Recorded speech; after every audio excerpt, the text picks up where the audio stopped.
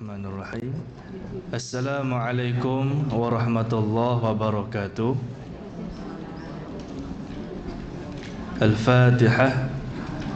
A'udzu billahi minasy syaithanir rajim. Bismillahirrahmanirrahim. Alhamdulillahi rabbil alamin. Ar-Rahmanir Rahim. مالك يوم الدين إياك نعبد وإياك نستعين اهدنا الصراط المستقيم صراط الذين أنعمت عليهم غير المغضوب عليهم ولا الضالين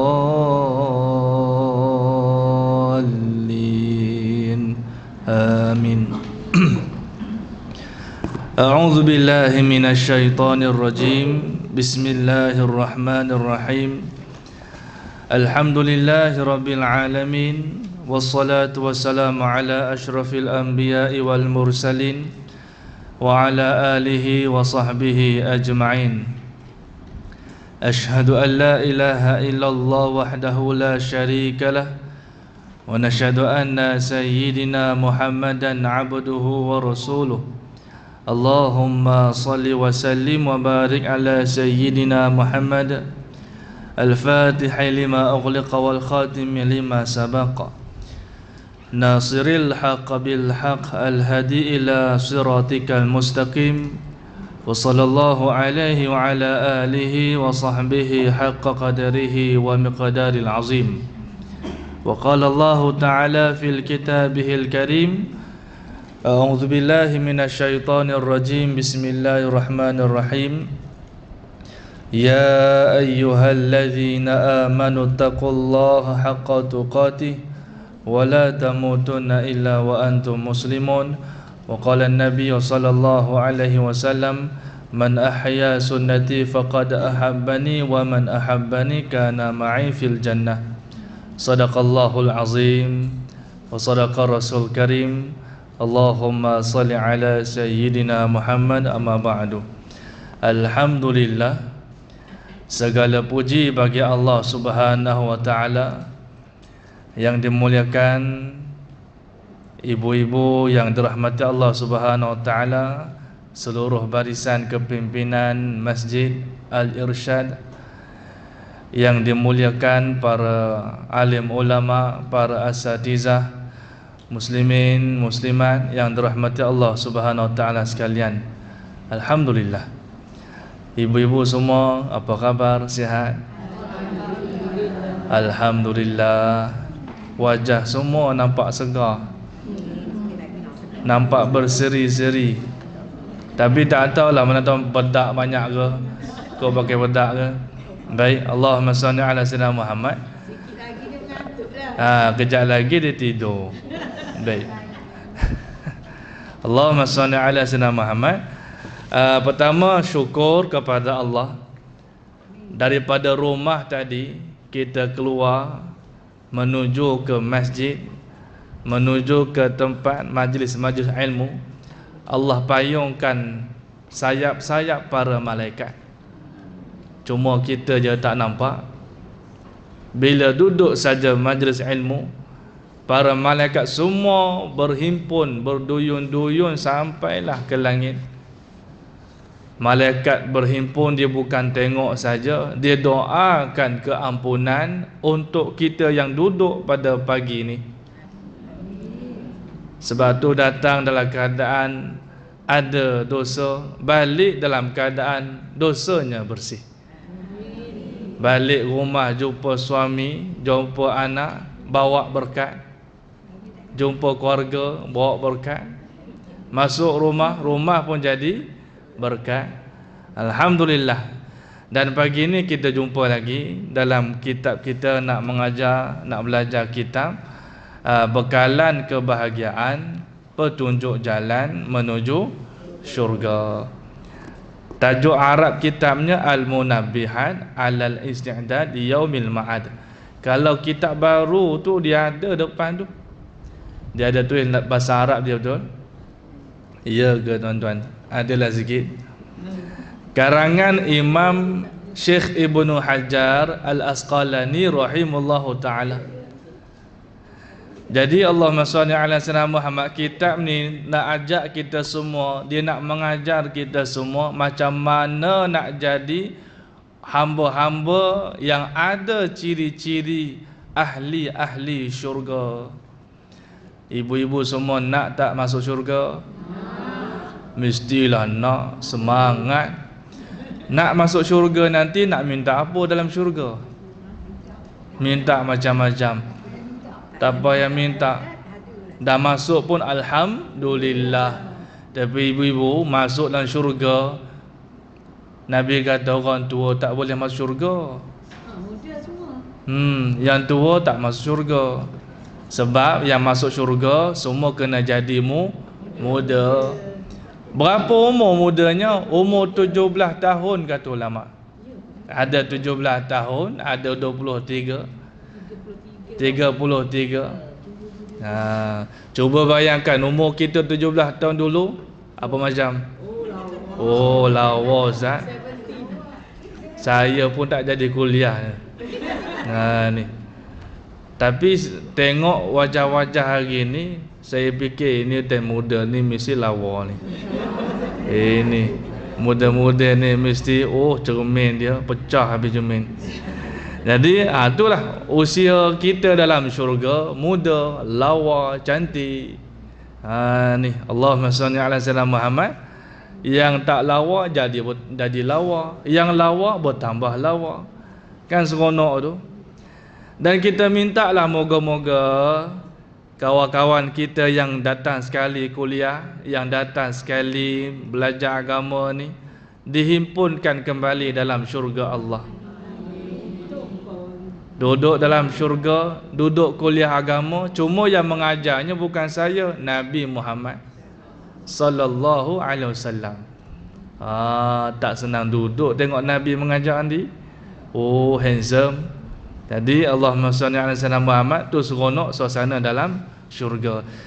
Itu semua untuk kita dapat, kita mesti lalui dunia ni dulu. Yang ni kena cara dia, macam mana cara nak kita menuju syurga Allah Subhanahu Wa Taala. Jadi ibu-ibu yang dirahmati Allah, tajuk yang kita bincang pertemuan yang lalu hari apa tak tahu? Hari Rabu ya. Ganti kan. Jadi hari ini kita masuk tajuk yang kedua. Kalau tajuk yang lalu muka surat 9. Tajuknya yang lalulah iman dan kepentingan membantu masyarakat. Tajuk kedua apa dia? Cuba baca.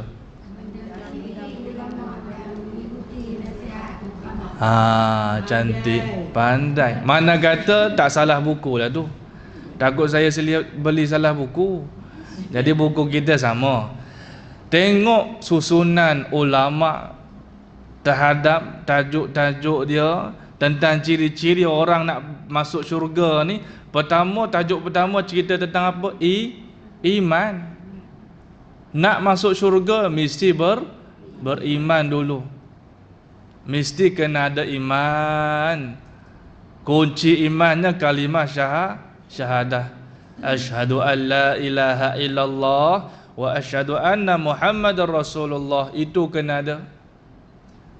Kalau tak ada kalimah iman, boleh tak masuk syurga? Tak boleh. Sebab tu bila ada orang non-Muslim, dia persoalkan, kalau betul lah Allah adil, kenapa nak kena asing-asing?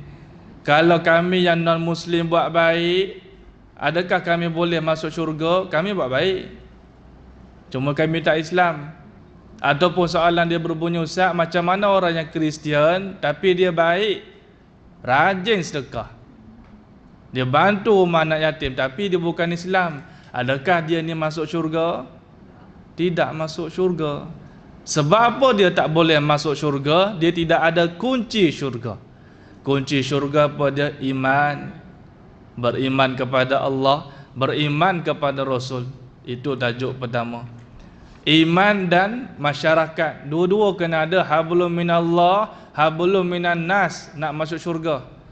Kalau nak masuk syurga, hubungan dengan Allah mesti cantik, dengan manusia mesti cantik. Tapi ada orang dia abaikan hubungan dengan manusia. Kalau cerita ibadat, hari-hari datang masjid. Tapi dengan jiran rumah jeling sebelah mata je, apa tak tahu. Menyampah aku dengan jiran sebelah ni. Pergi masjid, bukan tak pergi. Jadi boleh tak masuk syurga? Belum lagi rasa. Belum layak lagi menjadi ahli syurga kalau hablum minallah, hablum minan nas dia tak jaga. Baik. Bila dua benda jaga, iman ada, dengan manusia pun kita tak ada masalah. Tengok tajuk yang kedua, cara yang kita kena buat apa dia? Mendampingi ulama, mengikuti nasihat hukama. Nak tahu tu ulama tu apa, hukama tu apa. Baik, kita baca hadis Nabi.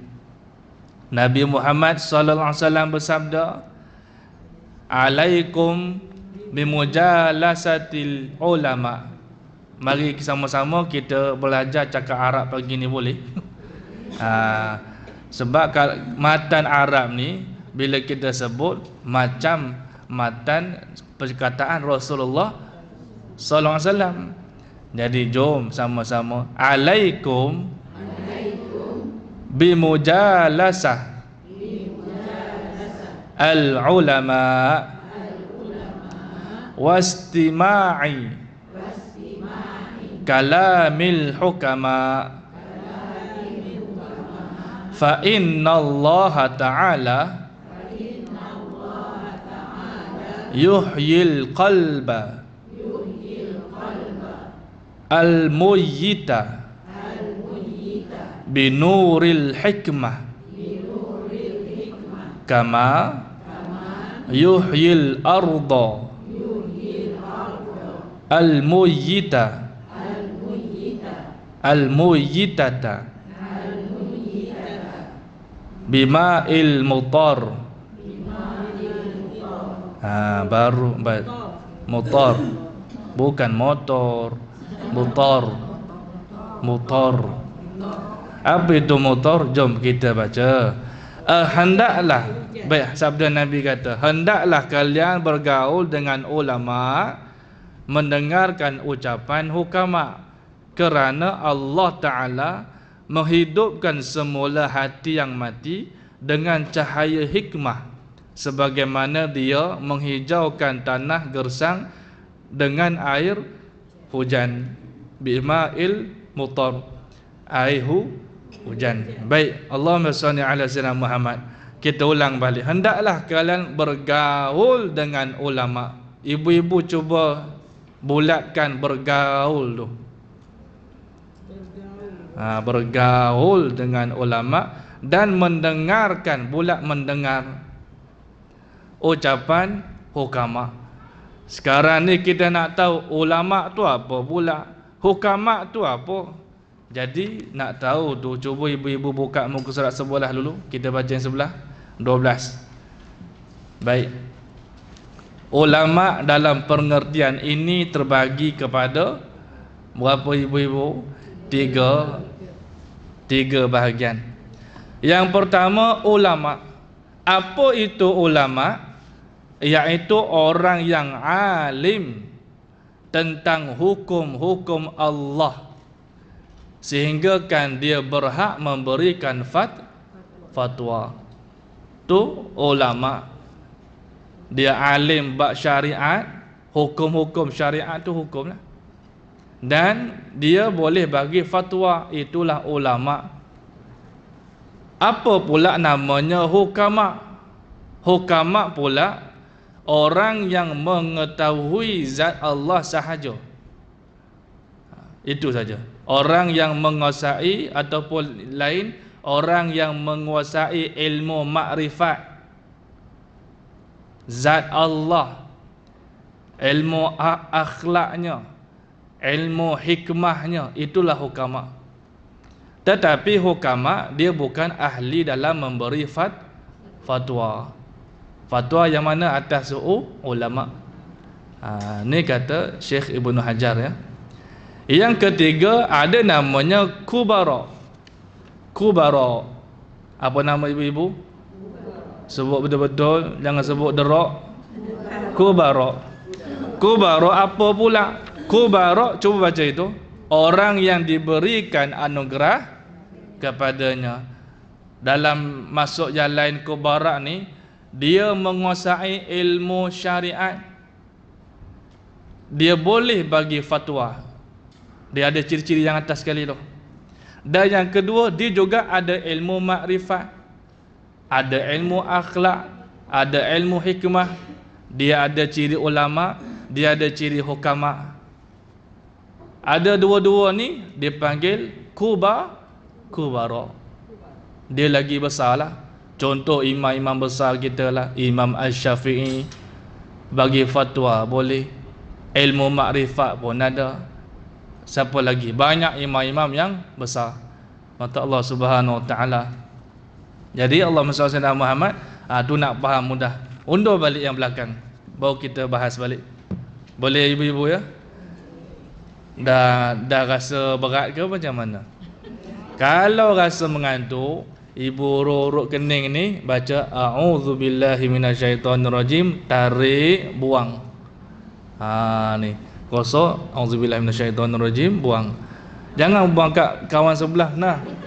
Jadi syaitan tu pergi kawan sebelah mengantuk. Jangan buang kat saya. Tu. Sebab syaitan ni memang begitu. Majlis ni majlis yang berharga, dia akan curilah benda yang berharga. Kalau boleh dia tak mau bagi ibu-ibu segar, dia bagi ibu-ibu mengantuk. Jadi dia pun duduk bertenggek atas biji mata, atas ni kelopak mata ni biar berat. Ni Allahumma salli ala sayyidina Muhammad. Begitu cara dia. Kalau ngantuk dia gosok mata sikit, auzubillahi minasyaitonirrajim, bagi syarat buang. Ni arwah tuan guru Harundin aja. Mata Allah Subhanahu Wa Taala, waktu saya dulu pernah masuk Darus Syifa waktu arwah masih hidup. Tu antara amalan dia. Jadi Allahumma salli ala sayyidina Muhammad. Jumpa doktor lah kalau sakit. Sakit jiwa. Sakit jiwa sudah. Baik. Ulama baik kata dalam Nabi sebut, hendaklah kalian bergaul dengan ulama dan mendengarkan ucapan hukama.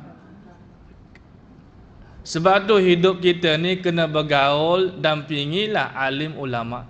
Yang tiga-tiga saya sebut tadi, ulama, hukama, kubara, mereka semua ni tergolong dalam ulama juga. Semua itu adalah ulama.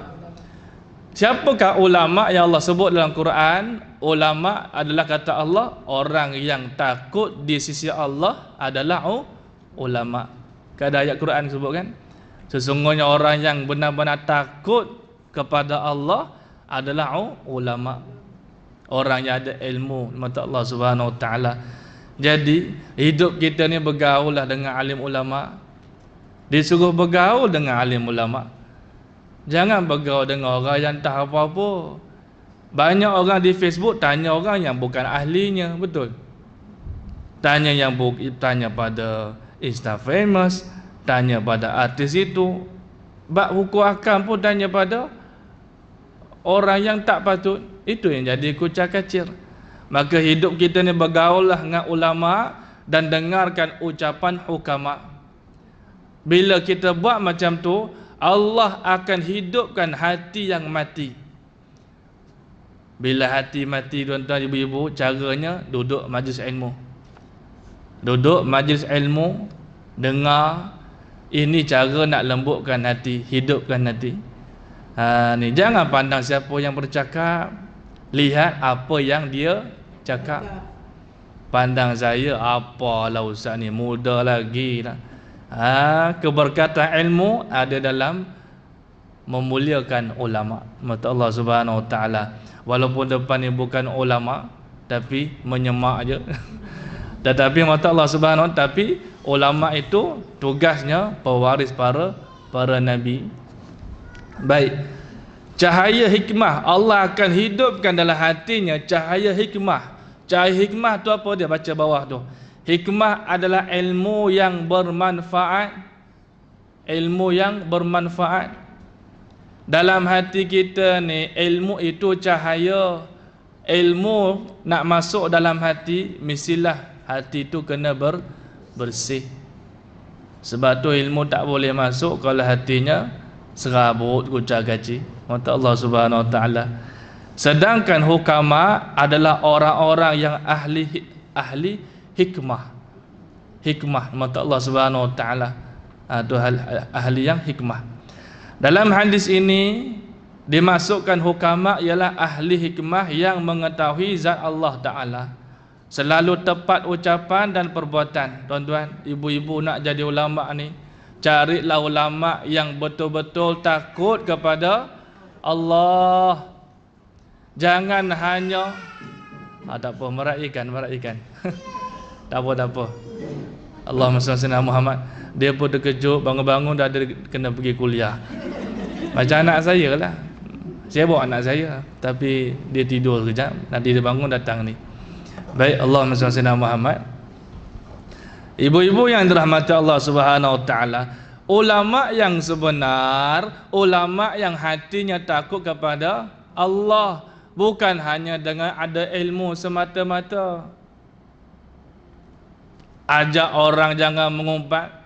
Tapi berapa ramai kita lihat di meja-meja kuliah ni penceramah-penceramah yang cerita keburukan orang, ada tak? Kadang-kadang ada. Nama Allah Subhanahu Wa Taala. Sebab tu ulama, tuan-tuan, bila ibu-ibu duduk kuliah dia, hati bertambah dekat dengan Allah. Dengar kuliahnya, rasa gerun dengan akhirat, teruskan duduk kuliah seperti itu. Tapi bila duduk satu kuliah tu menyebabkan hari ini kita bertambah benci orang tu, datang kuliah dia minggu depan, okey benci orang ni pula.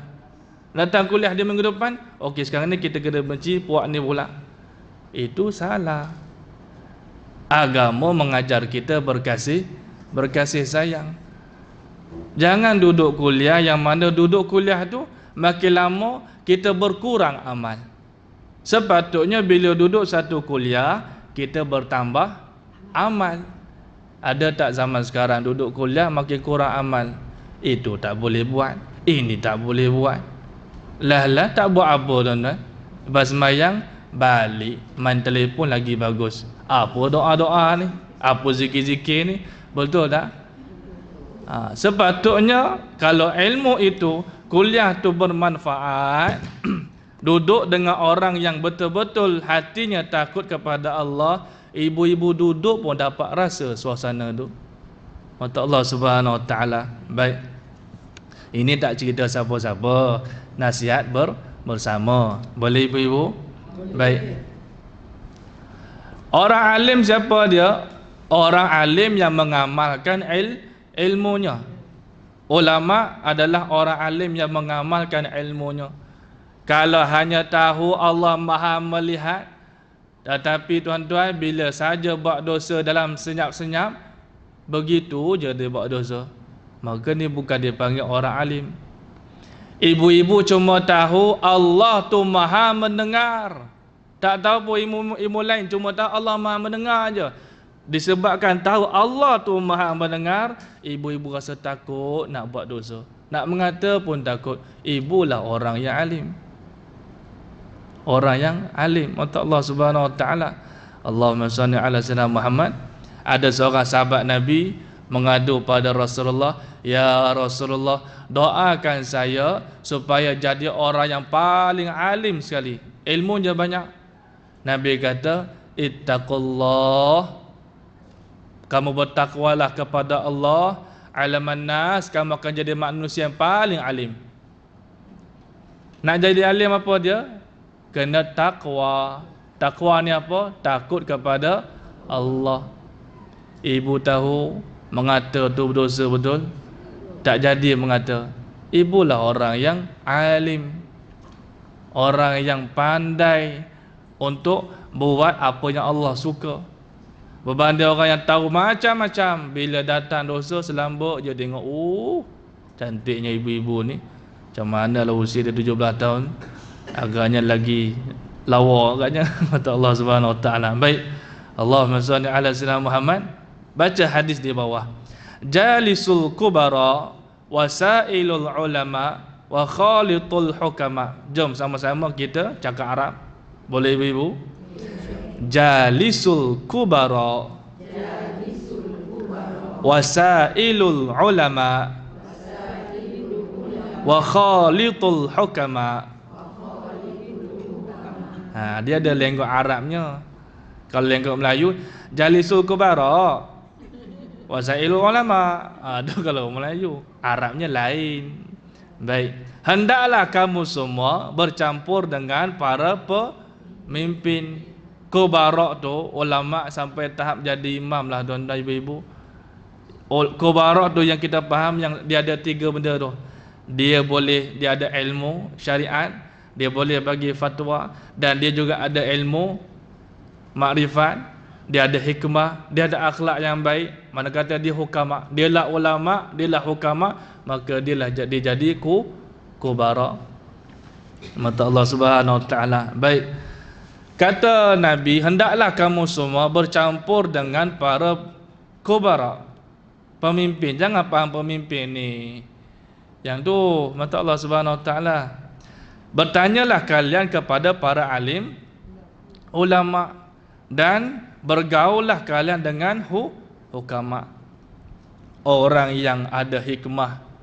Ibu-ibu ada tak kawan-kawan bila duduk dengan dia, Masya Allah percakapannya cukup jaga hati orang. Ini juga antara orang yang ada hikmah. Duduk dengan dia sedap sungguh lah. Dia kalau dia bagi nasihat, tak ada nak buruk-burukkan orang. Duduklah orang macam ni. Mata Allah Subhanahu wa taala. Bertanyalah kalian kepada para alim, ulama.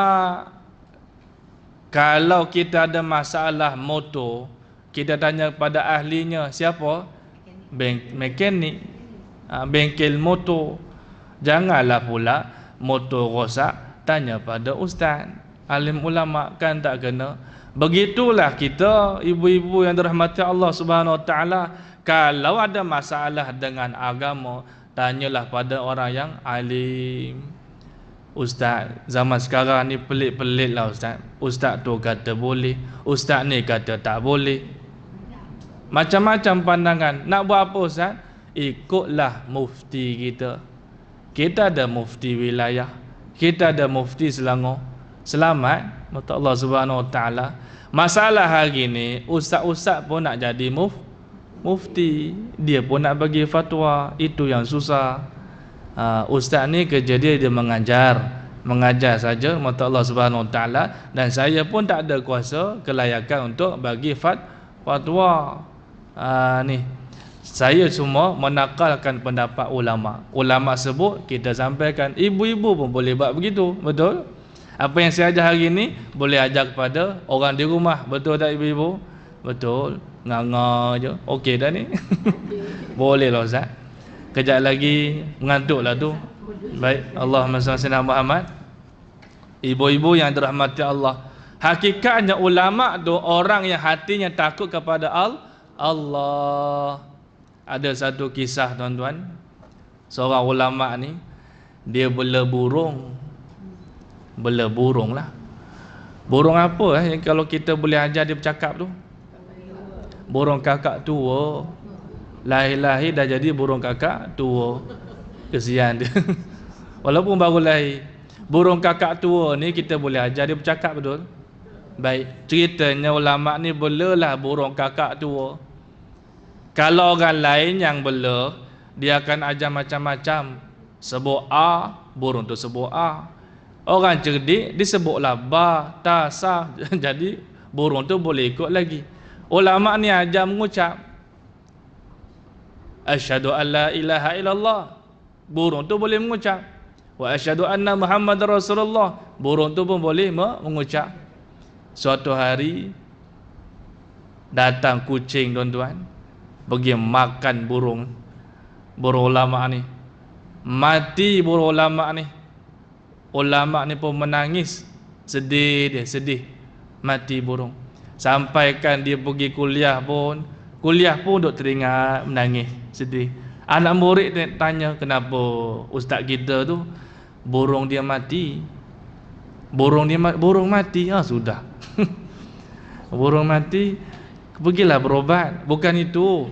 Burung dia bela tu mati, kena makan kucing. Oh, burung tu ke? Binatang burung tu. Maka anak murid ni pun dipikir, marilah kita cari burung lain, hadiah kepada ustaz kita ni, guru kita. Mereka belilah burung yang lain bagi pada ustaz. Ustaz, ini burungnya. Ustaz ni pula, kenapa bagi burung kepada saya? Anak murid dia kata, yelah kami tengok ustaz ni sedih semenjak burung ustaz mati, meninggal, kena makan. Jadi kami gantilah burung baru. Kata ulama ni, kata tok guru ni, aku menangis bukan sebab burung aku tu mati, tapi aku menangis selama ni aku ajar dia mengucap. Aku ajar dia mengucap, tapi bila dia kena baham dengan kucing, mati, tak boleh mengucap.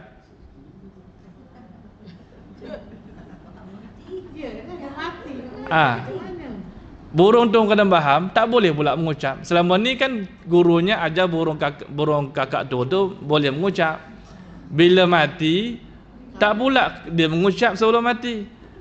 Yang aku sedih apa, dia kata ulama, aku takut aku macam tu. Aku kerja ajar orang mengucap, ajar ilmu itu, ajar ilmu ini, hari-hari takut kita ni hari-hari zikir la ilaha illallah, la ilaha illallah, tapi bila mati mengucap tak boleh. Ketika hidup tahu zikir saja. Tahu Ustaz, kalimah tu semua saya tahu, tapi tak masuk di hati rupanya. Takut-takut mati mengucap tak boleh. Itu ya. Sebab tu orang yang ulama, orang yang akalnya sihat, dia bila tengok apa yang berlaku pada alam dia ingat kepada siapa? Allah.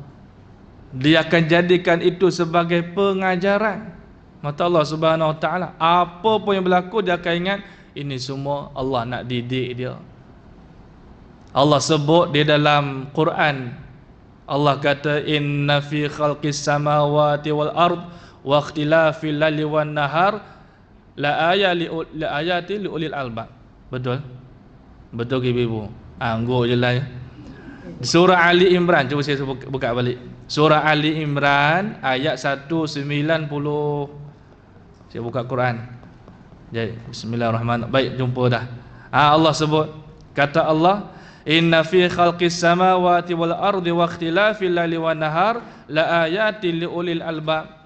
Allah kata sesungguhnya dalam ciptaan langit dan bumi, pergantian siang malam, malam siang, ada tanda-tanda kebesaran Allah bagi orang yang ulil albab, orang yang berakal. Apa yang berlaku dalam hidup orang berakal, dia fikir kebesaran Allah.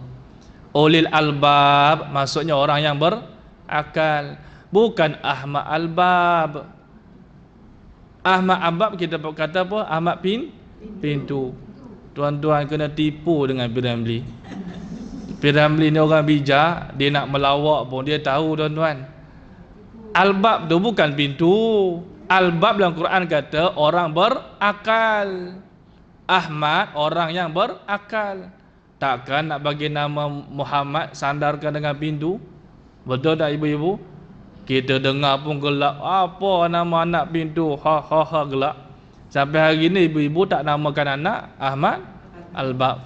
Ada tak nama anak Ahmad Albab? Tak ada. Pintu babun, itu pintu. Dalam Quran albab maksudnya orang yang berakal. Apa yang berlaku diingat pada Allah. Orang yang takut pada Allah, ini Allah angkat darjat dia. Itulah ulama. Mata Allah Subhanahu Wa Taala. Ibu-ibu tengah masak kan, goreng ikan, minyak panas menggelegak. Goreng lagi-lagi, goreng pedal, goreng hati, goreng kaki ayam. Minyaknya memang menggelegak sungguh lah. Ataupun nak lagi hebat, goreng ikan geli. Lagi tak boleh bawa bincang, dia punya menggelegak dah sampai ke langit. Meletup-letup minyak. Minyak terpecik kena tangan, panas. Orang yang ulil albab, yang dia ingat kepada Allah, dia kata apa? Bila kena minyak panas, ini teguran daripada Allah. Teguran pada Allah. Aku elok je ibadat, tiba-tiba Allah jentik sikit bagi kena minyak panas. Rasa kalau ke neraka macam mana lah panasnya. Baru minyak panas pun dah menggelembung dah tangan ni, apa dah lagi neraka. Tapi orang yang tak ada iman, yang tidak ulil albab, yang tidak berfikir semua datang pada Allah, mau dimakinya ikan keli tu. Betul tak? Apa punya ikan keli lah, dah mati pun menggelupur lagi dalam tu. Tak pasal-pasal kena tangan orang. Maka ibu-ibu yang mata Allah Subhanahu Wa Taala, itulah nak sebut takut kepada Allah Subhanahu Wa Taala tu tunjang utama sebagai ulama. Hadis yang lain, jalisil ulama wa sahibil hukama wa khalitil kubara. Bergaullah dengan ulama, bersahabatlah dengan hukama, dan bercampurlah dengan orang-orang yang besar, kubara. Seperti mana kubara yang kita sebut ni, dia ada ilmu syariat, orang besar lah, ulama yang ada hikmah mata Allah Subhanahu Wa Taala. Allahumma salli ala sayyidina Muhammad. Ibu-ibu yang dirahmati Allah, kuliah pada pagi ni bukanlah nak ajak ibu-ibu semua untuk jadi ulama. Kalau boleh, alhamdulillah. Kuliah pada pagi ni Nabi suruh apa? Bergaul, duduk dengan majlis-majlis para alim ulama, macam ibu-ibu duduk pada pagi ni. Mata Allah Subhanahu Wa Taala. Maka ibu-ibu yang dirahmati Allah Subhanahu Wa Taala, kata Imam Syafi'i, tuntutlah ilmu sebanyak mungkin, kerana ia akan menjaga kamu dan membuatkan kamu cemerlang di dunia dan di akhirat. Di samping ia menjadikan amalan para nabi, rasul dan orang-orang yang soleh. Tak ada dalam kitab, jangan cari. Memang tak ada dalam kitab pun, tapi kata Imam Syafi'i rahimahullah ta'ala. Maka ibu-ibu yang dirahmati Allah Subhanahu Wa Ta'ala, saya nak sebut tentang ilmu. Sebab kuliah kita lagi berapa minit nak habis ya? Nak habis dah. Tak lama lagi. Ilmu ni ibu-ibu yang dirahmati Allah, dalam hidup kita ni kena ada ta'lim wa ta'lum. Pernah dengar tak ta'lim wa ta'lum? Entahlah Ustaz. Yang saya pernah dengar tanglong. Misai Biramli tu. Ilmu ni kena ada ta'lim dan ta'lum. Ta'lim tu apa dia? Ta'lim itu belajar, wa ta'lum mengajar. Kena ada dua tu. Alhamdulillah di Malaysia ada orang belajar, ada orang mengajar. Mata Allah Subhanahu Wa Taala, untung kita. Masjid kita ni pun ada ta'lim wa ta'lum. Jadi Allahumma shalli ala sayyidina Muhammad. Ibu-ibu yang dirahmati Allah Subhanahu Wa Taala, ilmu ni pula terbagi kepada dua. Ilmu terbagi kepada dua. Ni boleh buat nota lah, sebab saya tak baca yang dalam kitab ni. Ilmu terbagi kepada dua. Ada namanya ilmu masail. Yang kedua namanya ilmu fadail. Itu dua cabang ilmu. Ilmu masail dan ilmu fadail. Fadail ni fadilat, kelebihan. Baik, apa itu ilmu masail? Ilmu masail ni ilmu tentang hukum hakam, tentang fiqh. Itu masail. Bab semayang tanya ustaz, tanya ulama, halal haram, itu dipanggil ilmu masail. Dalam Quran ada ilmu masail, ada juga ilmu fadail. Ilmu fadail tu apa Ustaz? Sebab kami biasa belajar ilmu masail je. Ustaz mengajar bab fiqh, kami duduk. Mengajar bab taharah, kami duduk. Macam-macam. Itu masail. Ilmu fadail ni jarang orang duduk. Apa ilmu fadail? Ilmu berkaitan dengan kelebihan dan ganjaran-ganjaran amal. Itu fadail. Bahasa Arabnya fadilat lah, fadilah. Fadail. Ni kita panggil fadilat, kelebihan. Ada tak dalam Quran ilmu tentang ganjaran-ganjaran? Adalah. Kalau beriman Allah janjikan syurga, betul. Kalau kufur tempatnya di neraka. Fadail ni ilmu ganjaran. Ilmu-ilmu ganjaran kena duduk cerita tentang hadis-hadis Nabi sebut kelebihan-kelebihan dalam beramal, ancaman-ancaman bila kita tak buat amal. Kena duduk. Mata Allah Subhanahu Wa Taala ni. Kenapa kena duduk ilmu fadail? Dengan ilmu fadail, bila ibu-ibu dengar kelebihan, duduk majlis ilmu diampunkan dosa, nak tak lagi duduk majlis ilmu? Nak lagi. Sebab tu mata Allah Subhanahu Wa Taala, Nabi Muhammad SAW 13 tahun di kota Mekah berdakwah, cerita tentang Islam, betul, alhamdulillah. Cerita tentang apa dia? Tauhid. Ajak manusia beriman pada Allah dan dengan fadail. Nabi janjikan kan? Nabi pergi jumpa manusia dan berkata, ya ayuhan nas, qulu la ilaha illallah tuflihu. Wahai manusia, tolonglah mengucap la ilaha illallah tuflihu. Tuflihu, kamu akan berjaya. Berjaya itulah kelebihan. Nabi cerita macam-macam kelebihan. Jadi sahabat jadi seronok. Oh, kalau masuk Islam dapat itu ya, dapat ini ya. Oh, kalau saya solat ni dapat ini ya, zikir dapat ini ya, ganjaran syurga ini ya. Menambahkan rasa ghairah untuk ibadat. Itu kelebihan ilmu fadail. Kalau hanya ilmu masail, hanya tahu hukum hakam tapi dia tak rasa ancaman, dia pertama dia akan rasa kurang nak ibadat. Dia tahu oh solat tu wajib tapi dia tak belajar ilmu fadail, dia boleh tinggalkan yang wajib sebab dia tak pernah dengar pun azab tentang tinggal sembahyang. Jadi ilmu ni ada dua, masail dan fadail. Baik, apa tujuan ibu-ibu duduk kuliah pada pagi ni? Tahu tak? Dapat ilmu lagi. Untuk dapat ilmu, untuk jumpa ustaz, dapat tengok ustaz, nak beli ayam lepas ni, kopok leko, dah sampai ke belum tak tahu. Belum sampai lagi. Belum sampai lagi. Tak apa. Pelan-pelan lah tu, insya-Allah. Panjangkan lagi. Kena panjang lagi lah kuliah saya ni. Baik. Cerita lagi. Tujuan kita tuntut ilmu ni, kata ulama, ada tujuan kita. Yang pertama, tulis tujuan untuk ilmu yang pertama. Saya nak terangkan pada pagi ni. Dia ada 3 je tuan-tuan, ibu-ibu. 3 matlamat saja kita duduk majlis pada pagi ni. Yang pertama, ulama kata untuk memasukkan cahaya Al-Quran dan hadis ke dalam hati. Nak masukkan cahaya Quran dan hadis ke dalam hati, supaya timbul kegairahan untuk beramal. Supaya timbul kegairah. Gairah ni bahasa kita macam mana ya? Sukalah, timbul rasa seronok lah nak beramal. Tu tujuan pertama. Bila duduk majlis ilmu ni rasa nak beramal lagi. Sebab tu duduk majlis ilmu, tengok dulu, perhatikan dulu.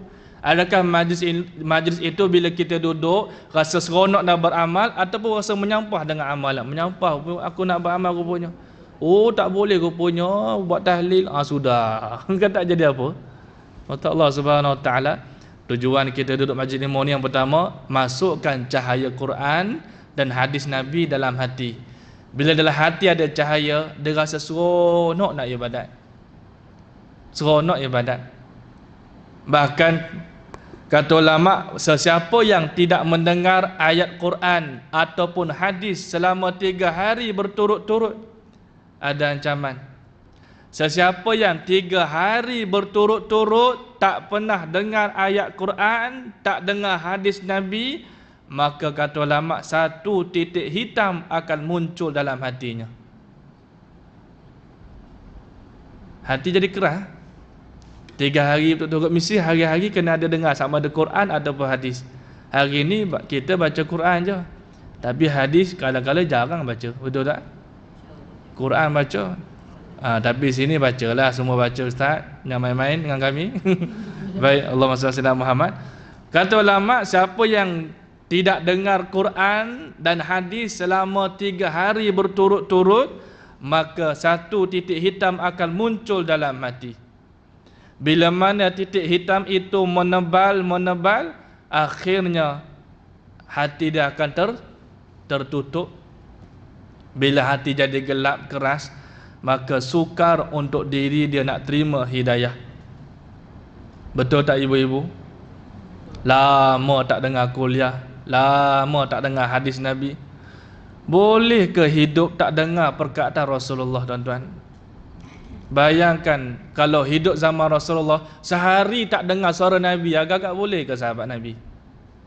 Apatah lagi 3 hari tak dengar Nabi bercakap. Ni kata ulama, kalau boleh jangan sampai berlalu 3 hari aku kuliah agama tak pergi, ataupun Quran tak dengar. Ustaz, kalau kami tak boleh sembahyang kerana Ustaz uzur, dengarlah ayat Quran ke, dengar hadis Nabi ke, belajar ilmu ke, boleh kan ibu-ibu? Boleh, mata Allah Subhanahu Wa Taala. Baik, tu yang pertama, tujuannya supaya masuk cahaya Quran dan hadis dalam hati. Yang kedua, tujuan kita belajar ilmu ni, matlamat utama duduk majlis pada pagi ni untuk menghidupkan sunnah. Menghidupkan sunnah. Sunnah macam mana? Iaitu amalan seperti mana di Masjid Nabawi pada zaman Rasulullah. Macam mana tuan-tuan ibu-ibu? Kita nak hidupkan suasana masjid kita dia macam zaman Masjid Nabi yang dulu zaman Rasulullah.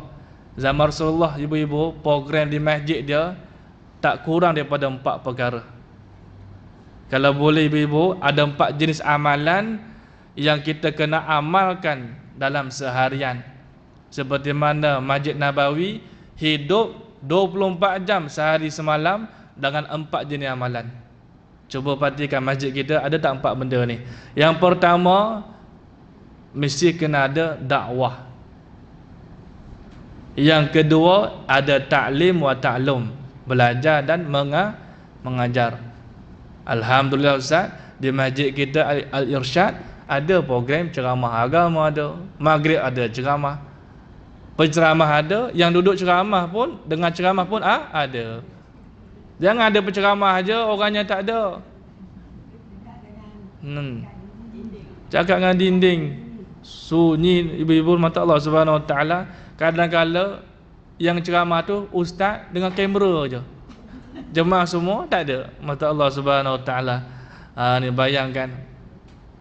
Alhamdulillah. Yang kedua, ta'lim wa ta'lum. Yang ketiga, kata ulama, amalan Masjid Nabawi zaman Rasulullah dulu adanya ibadah. Ibadah macam mana kena ada? Alhamdulillah, masjid kita solat ada, Quran pun ada, zikir pun kita zikir, macam-macam. Itulah amalan masjid. Yang keempat, mesti kena ada khidmat. Khidmat tau khidmat. Khidmatlah mata Allah Subhanahu Wa Taala. Orang ni nak terangkan. 4 benda, dakwah, ta'lim, ta'lum, ibadah, khidmat. Hari ni ibu-ibu masjid banyak buat ta'lim, ta'lum dan ibadah saja. Tapi 2 benda tak buat, dakwah dan khidmat. Jarang buat. Khidmat ni mungkin adalah buat makan-makan, alhamdulillah. Bila datang masjid, kita nak sayang pada masjid ni, ibu-ibu mata Allah Subhanahu Wa Taala, sampah tepi kita pun kita ambil, kita buang, sebab kita tahu ni rumah Allah. Tak ada, ni AJK punya kerja, biar AJK buat, bukan begitu. Betul tak ibu-ibu? Dakwah ni kena ada. Dakwah macam mana zaman Rasulullah? Nabi keluarkan jemaah, ajak orang di luar, mari sini datang masjid. Macam ibu-ibu buatlah. Nak pergi datang sini, ajak kawan-kawan datang masjid, datang kuliah. Ada yang naik kereta, tumpang kereta, ada yang jalan kaki ramai-ramai. Ini kena ada dakwah. Betul tak ibu-ibu? Alhamdulillah, syukur pada Allah. Jadi selesai. Yang ketiga maksudnya yang tiga matlamat tu. 3 matlamat kita duduk kuliah pada pagi ni. Pertama, untuk masukkan cahaya Quran dan hadis dalam hati. Yang kedua, untuk hidupkan sunnah Nabi. Yang ketiga, supaya kita mendengar berulang-ulang kali sehingga timbul dalam hati rasa yakin terhadap janji-janji Allah yang dikhabarkan melalui Quran dan hadis. Mana kata tujuan duduk kuliah pada pagi ni, kita nak dengar lagi dan lagi. Walaupun ustaz tu cerita hadis tu ulang-ulang kali, nak dengar lagi dan lagi. Belajar ilmu ni kena lagi dan lagi sampailah kita tiada lagi. Ni orang tanya sampai bila nak belajar ustaz? Lagi dan lagi sampai kita tiada lagi. Tu. Baik. Kemudian van baru sampai, van ayam. Kalau boleh janganlah mengalihkan ni, takut tak fokus. Alamak, ayam. Nah, sudah. Ada yang dah siap kira duit dah. Ya sudah. Baik, alhamdulillah. Baik. Yang terakhir saya nak sebut ibu-ibu, adab belajar. Adab taklim. Yang seperti ni semua daripada kitab Wasiat Imam Syafi'i. Yang seperti ini saya nak sebut adab-adab ada lebih kurang 21 adab. Boleh ibu-ibu? Pagi ni saya nak sebut 21 adab menuntut ilmu. Semua yang saya akan sebutkan ini merupakan nasihat daripada Imam Asy-Syafi'i rahimahullahu taala. Saya ada rujukan kitab dia, saya bawa. Wasiat daripada Imam Syafi'i, ada 21 adab kita duduk majlis ilmu. Yang pertama, cuba perhatikan. Yang pertama, adab duduk taklim ni mestilah berwuduk. Alamak ustaz, saya depan pintu dah prot. Sudah. Macam mana ustaz? Adab saja. Dapat buat alhamdulillah. Tak dapat buat diam-diam sudah. Boleh ibu-ibu? Yang pertama, wuduk kena ada. Walaupun tak solat apa lepas ni, wuduk kena ada. Macam saya nak ceramah, mesti saya kena ada wuduk. Kalau tak ada wuduk, rasa tak selesa nak ceramah. Mesti kena ada wuduk. Daripada ampang tak bolehlah jaga. Awak jangan sedut saya, ya saya ada wuduk ni. Rumah sebelah. Mata Allah Subhanahu Wa Taala, susah. Yang kedua, adab kita duduk majlis ilmu, kalau boleh solat sunat 2 rakaat sebelum majlis. Alhamdulillah. Pagi tadi ibu-ibu semua rasanya sempat 2 rakaat. 2 rakaat. Ustaz, apa barang 2 rakaat? Kami buat 12 rakaat. Alhamdulillah. Itu yang mengantuk tu kuliah agama tu. Letih. Solat sunat, apa-apa solat sunat. Ni duha boleh. Macam kita kalau kuliah maghrib, kita dah solat sunat ba'da maghrib. Mata Allah Subhanahu Wa Taala. Solat sunat 2 rakaat sebelum majlis. Lepas sembahyang tu doalah pada Allah, ya Allah, kejap lagi saya nak duduk majlis ilmu, lapangkanlah dada saya supaya mudah masuk ilmu. Itu antara adab. Jangan duk fikir benda lain, duk fikir ya Allah kalau boleh ayam hari ni biarlah stoknya banyak sikit. Itu tak apa. Yang ketiga, pakaian mesti bersih dan tutup aurat. Bersih dan tutup aurat. Masya Allah, semua depan saya ni lawa-lawa semua. Auratnya jaga. Yang ketiga, pakaian bersih. Pertama wuduk, kedua solat sunat, ketiga pakaian bersih. Bersih tu termasuklah tutup aurat. Bersih tu maksudnya tutup aurat. Ibu-ibu mata Allah Subhanahu Wa Taala. Saya ni kuliah duha banyak tempat. Kadang-kadang yang datang tu datin biasalah mata Allah. Sini ada, alhamdulillah, bagus. Yang masalahnya yang datang ni datin yang gelangnya penuh. Begini, ustaz nak tanya soalan. Begitu. Yang tudungnya tudung macam scarf tu. Nampak leher. Tapi kita raikanlah sekurang-kurangnya dia duduk majlis ilmu. Dengan sebab duduk majlis ilmu, lama-lama dia berubah.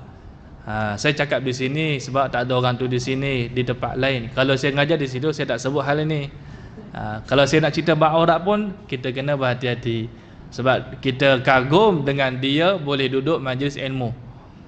Walaupun pakai yang datin, yang skah begitu tu, gelang mesti kena penuh. Ni. Macam-macam orang, alhamdulillah. Yang keempat, adab duduk majlis ilmu, pakaian mesti wangi-wangi. Memakai wangi-wangi, tak mesti pakaian, memakai wangi-wangian.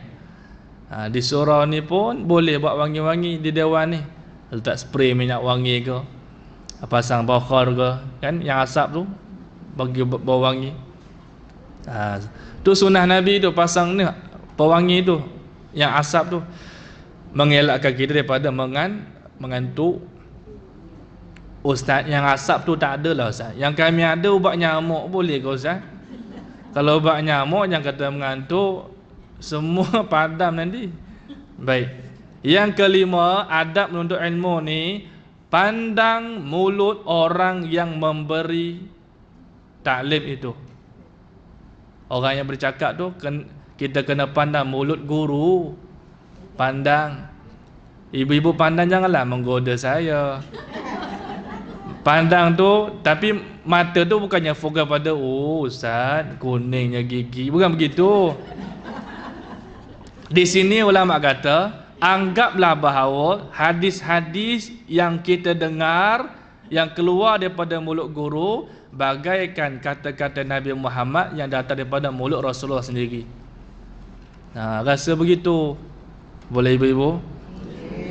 Saya dah baca ni, saya malu pula nak tunjuk ibu-ibu ke saya. Duk nengok saya pula. Baik, Allahumma salli ala Muhammad. Yang keenam, apabila kita memberi ta'lim ataupun berceramah, ulang hadis-hadis yang kita baca sebanyak 3 kali. Itu sunnah dia. Kalau ibu-ibu dengar hadis, kalau boleh ulang sebanyak 3 kali hadis, supaya mudah dihayati oleh para jemaah. Ni ibu-ibu mata Allah, nak mudah masuk hadis tu mesti kena ulang 3 kali, ulang sama. Mata Allah Subhanahu Wa Taala. Yang ketujuh, mendengar dengan penuh perhatian. Dengan penuh perhatian. Sahabat Nabi dulu kalau dengar ceramah Rasulullah, mereka tak perasan pun ada burung bertenggek atas kepala. Begitu fokus. Ustaz, jemaah kami ada ustaz macam tu, nyamuk hinggap muka dia pun dia tak perasan. Rupa-rupanya dia tidur Ustaz. Tidur. Sahabat Nabi duduk ceramah Nabi, burung bertenggek atas kepala pun dia tak perasan. Mantap Allah Subhanahu Wa Taala. Allahumma shalli ala sayyidina Muhammad. Sebab apa? Kena dengar penuh perhatian. Telinga kita ni ada hak yang kita kena tunaikan. Bila mana kita tunaikan hak telinga kita dengar majlis ilmu, Allah mudahkan 3 perkara. 3 benda Allah mudahkan bila kita duduk dengar aja. Faham tu nantilah. Faham tu Allah yang bagi. Kita dengar saja 3 benda. Yang pertama, Allah mudahkan ilmu masuk. Ilmu mudah masuk. Yang kedua, mudah faham. Mudah faham.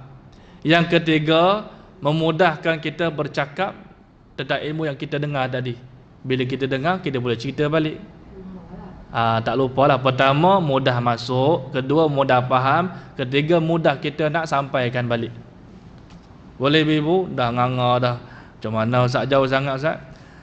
Tak apa, kita ambil yang kecil-kecil saja. Yang ke-8, adab dia yang ke-8, anggap bahawa hadis ataupun Al-Quran yang kita dengar seolah-olah kita dengar buat kali pertama kita dengar. Anggap bahawa Quran dan hadis kali pertama kita dengar. Bersungguh-sungguh dengar macam, oh inilah Quran. Ni macam Umar Al-Khattab kali pertama dengar Quran, dia rasa dah lembut hati dia. Walaupun mula-mula dia membangkang Rasulullah SAW, tapi bila dia dengar ayat Quran, ini lain macam punya ayat, hati jadi lembut. Yang ke-9, adab dalam taklim, duduk rapat-rapat ibu-ibu. Rapat-rapat. Sebab apa? Supaya syaitan tidak duduk celah-celah ibu-ibu ni. Dia bertengok atas beg-beg semua ni. Rapat. Di zaman Rasulullah, sahabat Nabi, bila duduk majlis ilmu dia rapat sungguh, sehingga kan kalau ada daun yang jatuh berguguran, tak jatuh ke lantai, jatuh atas riba. Rapat sungguh. Jadi macam ni sebab Ini tak apalah, nak buat macam mana. Kalau kuliah maghrib nantilah duduk rapat-rapat, kalau boleh ibu-ibu.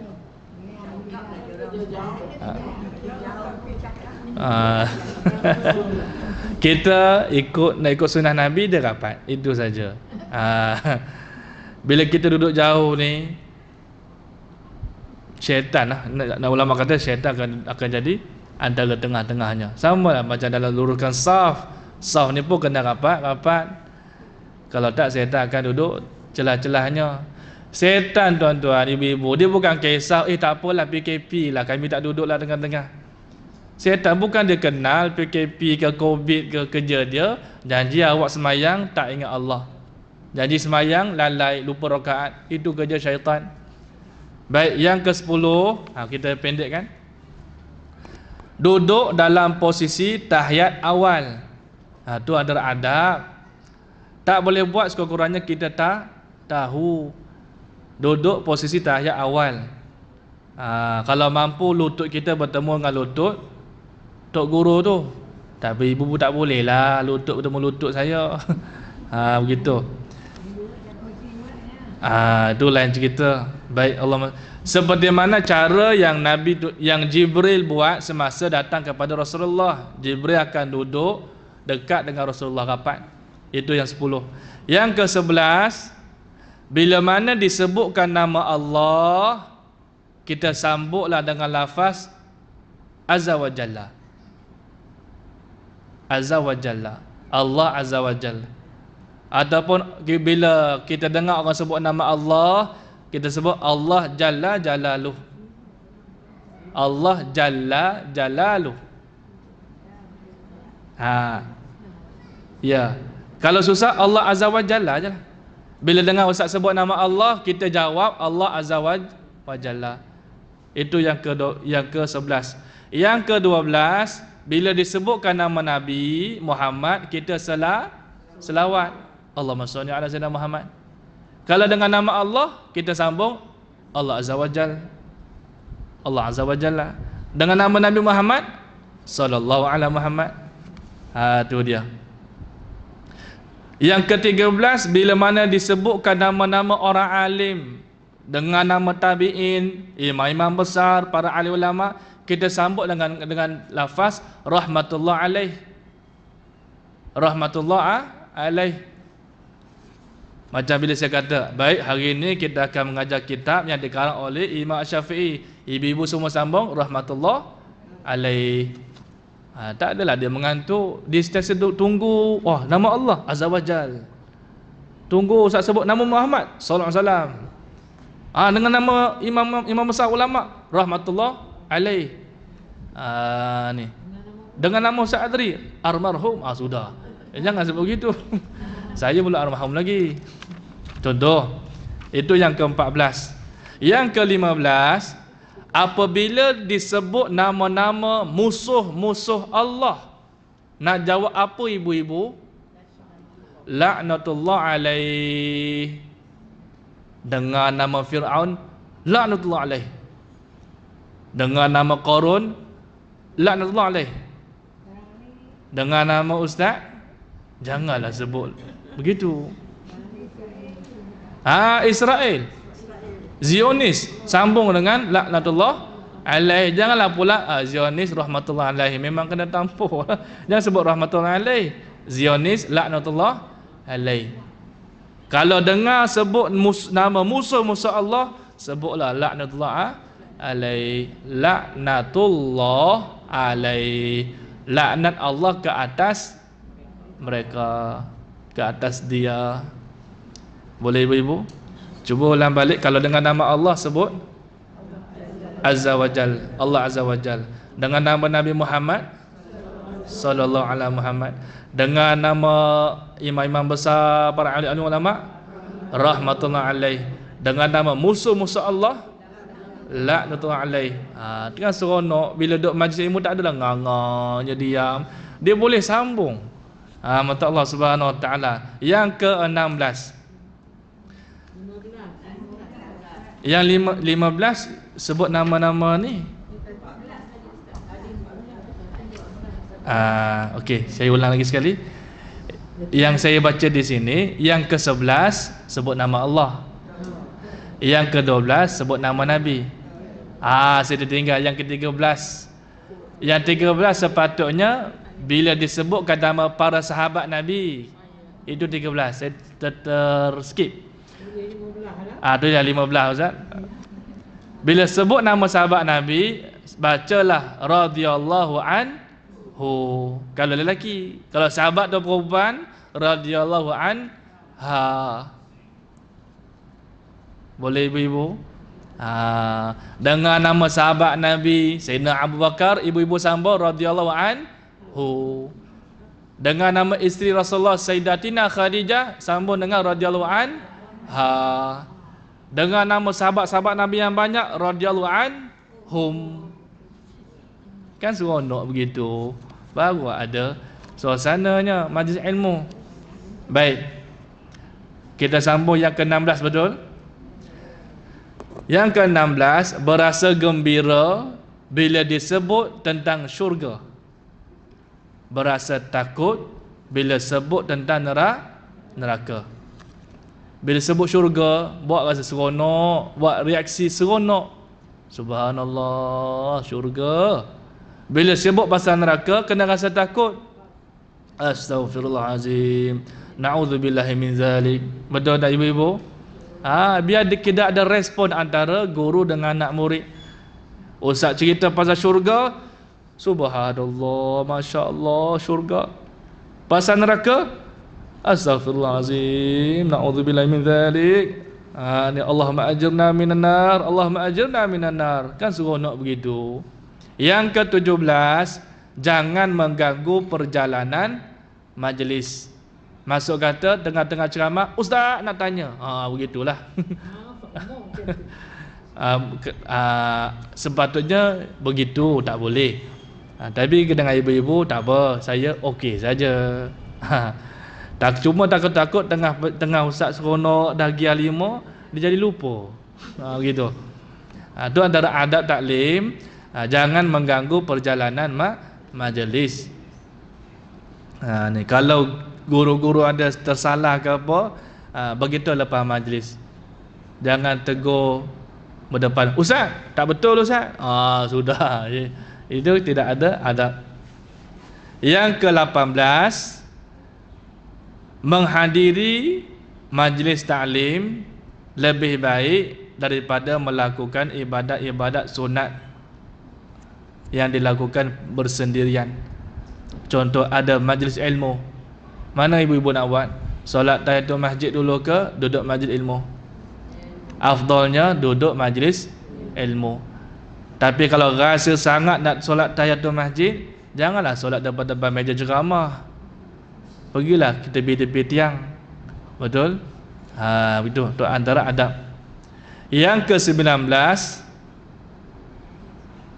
ta'zim bil qalbi. Bahasa Arab sikitlah ibu-ibu. Ta'zim bil qalbi. Apa maksud? Ustaz Melayunya tak ada ke? Memuliakan dan membesarkan majlis dalam hati. Kena rasa majlis ni ta'zim, hebat.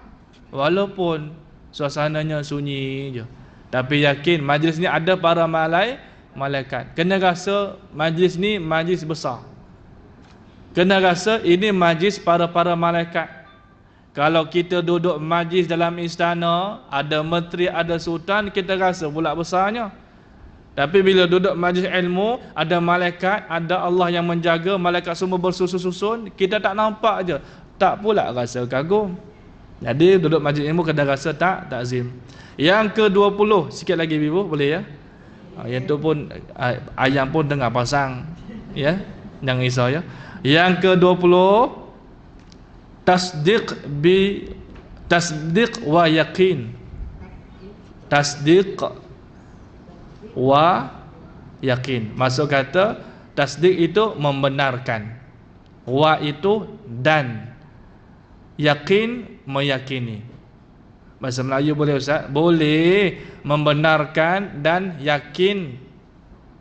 Kena benarkan apa yang hadis Nabi sebut, kena benarkan. Angguk. Benarkan macam kita angguk. Wah, betul. Dan meyakini, yakin apa yang Nabi sebut, yakin. Kena yakin.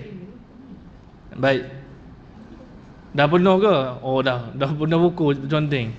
Tak apa. Itulah kata duduk majlis ilmu kan, biar penuh skill ada tepi buku tu. Contengnya buku-buku tu contengnya. Jangan risau. Tulis kat tepi-tepi tu je. Memang begitu caranya. Yang terakhir, yang 21. 21 ni lah ni. Lepas tu kita boleh selesai. 21 tabligh wa amal. Amal. Tabligh wa amal. AMAL, amal. Baik. Maksudnya apa dia? Bila kita dah duduk majlis ilmu, kena sampaikan apa yang kita dengar pagi tadi. Sampaikan. Nabi kata walaupun satu ayat. Jangan ibu-ibu simpan je. Balik rumah ceritalah nak. Hari ni mak belajar ada adab duduk ilmu. Macam mana? Cerita. Yang kedua kena amal. Itu adab dia. Kita dengar apa ustaz cerita, walaupun satu ayat je ibu-ibu hafal. Apa dia? Tengok mulut ustaz tengah ceramah. Itu je kita ingat, contoh. So saya ingat, ibu ingat tu je. Bila kita dengar ceramah, kita kena pandang orang yang bercakap. Kemudian kena sampaikan dan kita amalkan. Tu adab dalam majlis ilmu. Dapat ibu-ibu? Banyak tak ilmu pada pagi ni kita dapat? Sebut apa ibu-ibu? Alhamdulillah. Moga-moga Allah berkati majlis kita pada pagi ini, insya-Allah. Amin ya rabbal alamin. Itu saja yang boleh saya sampaikan kepada jemaah sekalian. Insya-Allah kita akan jumpa pada bulan hadapan ya. Boleh ya? Baik. Aqulu qouli hadza astaghfirullahi wa lakum. Wassalamualaikum warahmatullahi wabarakatuh.